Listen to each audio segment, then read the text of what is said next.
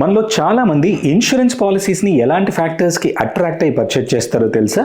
లేటెస్ట్గా టీవీలో రిలీజ్ అయిన ఎమోషనల్ అడ్వర్టైజ్మెంట్ని చూసో, ఇన్సూరెన్స్ కంపెనీ సర్క్యులేట్ చేసే కలర్ఫుల్ బ్రోషర్స్ని చూసో, లేదా అంతంత మాత్రం నాలెడ్జ్ ఉన్న సేల్స్ ఎగ్జిక్యూటివ్ ఆఫర్ చేస్తున్న డిస్కౌంటెడ్ ప్రీమియం రేట్స్ని చూసో కొనేస్తుంటాం.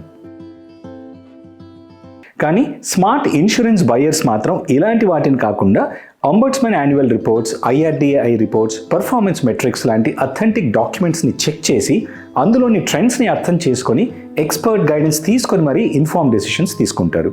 ఇన్సూరెన్స్ కంపెనీస్ మీకెప్పుడు వారి పాజిటివ్ సైడ్ని మాత్రమే ప్రొజెక్ట్ చేస్తాయి. దీంతో యూజువల్గా మీరు చూసిందంతా నిజమే అని నమ్మేసి మీ పాలసీనే బెస్ట్ అనే భ్రమలో హ్యాపీగా గడిపేస్తుంటాం. కానీ తీరా క్లెయిమ్స్ చేయాల్సి వచ్చినప్పుడు మాత్రమే the so called insurance companies అసలు రంగు బయటపడుతుంది. మీరు ఎప్పుడైనా ఇలా ఆలోచించారా? ఇండియాలో ఏ ఇన్సూరెన్స్ కంపెనీ పైన మ్యాక్సిమం కంప్లైంట్స్ రిజిస్టర్ అవుతున్నాయి? ఇన్సూరెన్స్ అంబడ్స్మన్లో రిజిస్టర్ అయిన ఎన్ని కేసెస్లో పాలసీ హోల్డర్స్కి న్యాయం జరుగుతోంది? అండ్ నిజంగా ఇన్సూరెన్స్ అంబడ్స్మన్ జెన్యున్ కేసెస్లో పాలసీ హోల్డర్స్కి అండగా నిలుస్తుందా? ఇలాంటి క్వశ్చన్స్ అన్నింటికీ ఈ వీడియోలో మీకు సరైన సమాధానాలు ఖచ్చితంగా ఇచ్చే ప్రయత్నం చేస్తాను. The council for insurance ombudsman రీసెంట్గా రిలీజ్ చేసిన annual report for the year 2024-25ని మోస్ట్ సింపుల్ ఫామ్లో మీకు ఎక్స్ప్లెయిన్ చేసి మీరు ఫ్యూచర్లో ఇన్ఫార్మ్ డెసిషన్స్ తీసుకునేలా ఈ రిపోర్ట్లో అఫీషియల్గా పబ్లిష్ అయిన ఇంపార్టెంట్ హైలైట్స్ని మీ ముందుంచే ప్రయత్నం చేస్తాను. Let's begin the video.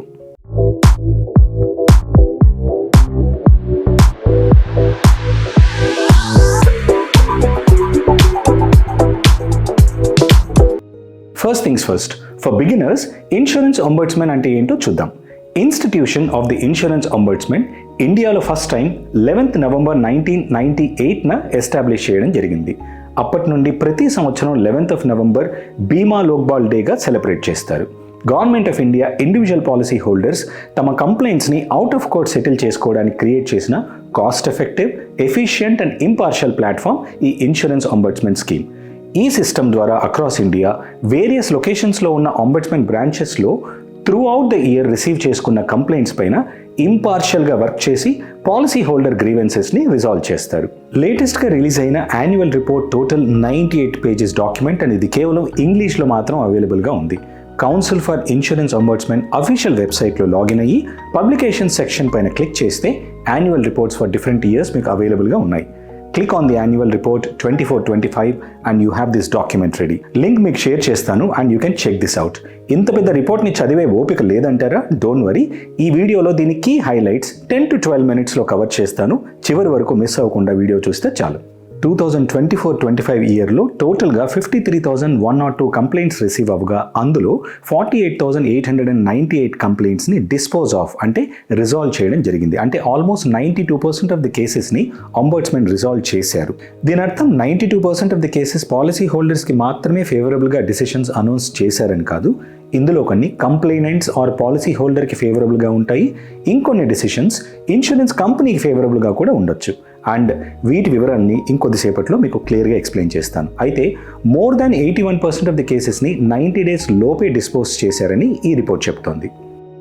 ఈ పీరియడ్లో ఆన్లైన్లో రిజిస్టర్ అయిన కంప్లైంట్స్ 44% కాగా గత సంవత్సరం 38%తో కంపేర్ చేస్తే ఇది ఇంప్రూవ్ అయింది. విచ్ మీన్స్ పర్సనల్గా అంబడ్స్మన్ ఆఫీస్ని విజిట్ చేయకుండా సింపుల్గా ఆన్లైన్ ద్వారా కంప్లైంట్స్ని రిజిస్టర్ చేసుకోవడం ఒక మంచి ఫెసిలిటీ అని చెప్పాలి. ఈవెన్ ఆన్లైన్ హియరింగ్స్ అంటే policy holder and insurance company ఇద్దరు ఇన్సూరెన్స్ అంబడ్స్మన్ ఆఫీస్ని పర్సనల్గా విజిట్ అవ్వాల్సిన అవసరం లేకుండా ఆన్లైన్లోనే బోత్ పార్టీస్ని కనెక్ట్ చేసి హియరింగ్స్ కండక్ట్ చేసిన కేసెస్ కూడా ప్రీవియస్ ఇయర్ 72% కంటే 24-25లో 76%కి ఇంక్రీజ్ అవ్వడం ఒక పాజిటివ్ ట్రెండ్. సో ఓవరాల్గా డిజిటల్ మీడియంస్ని కంప్లైంట్స్ రిజల్యూషన్కి ఎఫెక్టివ్గా యూటిలైజ్ చేసుకుంటోంది మన council for insurance అంబడ్స్మన్ system.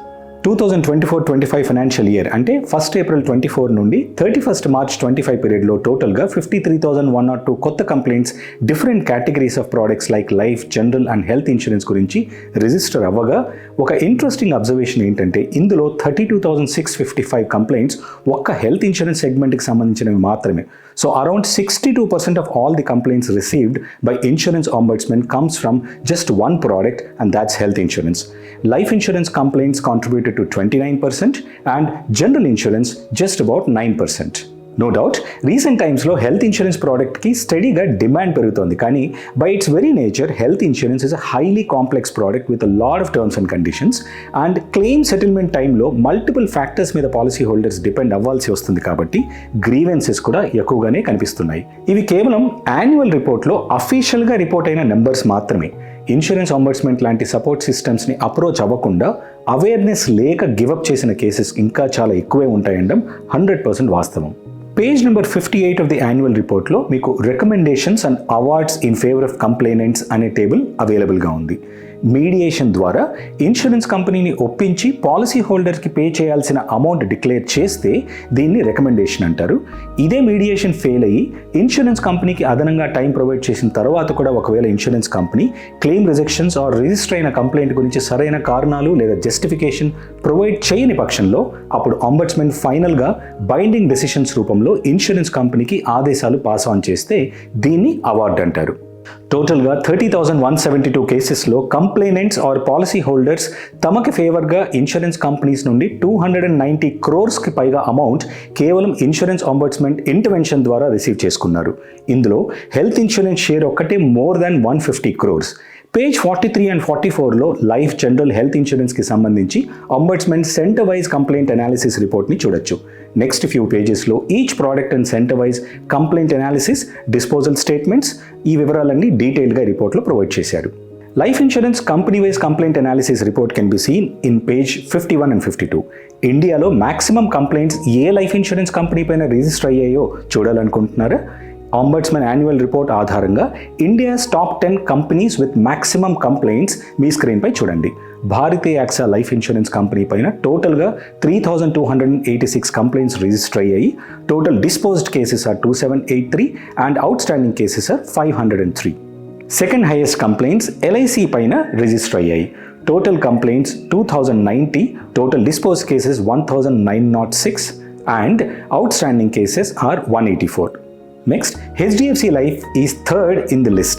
Total complaints received are 1,462, total disposed cases are 1,288 and outstanding cases are 174. ఇలా total complaints received and total disposed cases and outstanding cases ఆధారంగా maximum complaints register అయిన లిస్ట్లో next PNB MetLife, Bajaj Allianz Life, Max Life, India First Life, Reliance Nippon Life, Tata AIA Life, Kotak Mahindra life details మీకు share చేస్తున్నాను. ఈ రిపోర్ట్లో మిగిలిన అన్ని life insurance companies complaints disposal statement మీరు పేజ్ 51లో డీటెయిల్గా చూడొచ్చు. అన్నిటికంటే most important health insurance companies complaint analysis report details ఇప్పుడు చూద్దాం.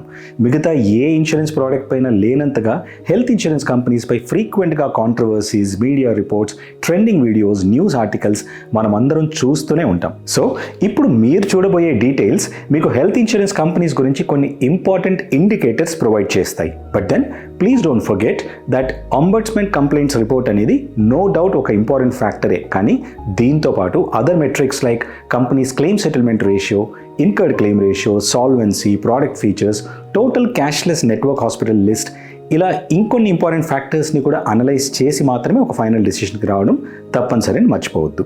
ఈ ఇలిస్ట్రేషన్లో హెల్త్ ఇన్సూరెన్స్ పాలసీస్ విషయంలో ఇన్సూరెన్స్ అంబడ్స్మెంట్ 2024-25 పీరియడ్కి టోటల్గా హ్యాండిల్ చేసిన complaints, total number of cases disposed and resolve చేయగా మిగిలిన అవుట్ స్టాండింగ్ కేసెస్ డీటెయిల్స్ అన్నిటినీ ఇక్కడ మీరు చూడొచ్చు.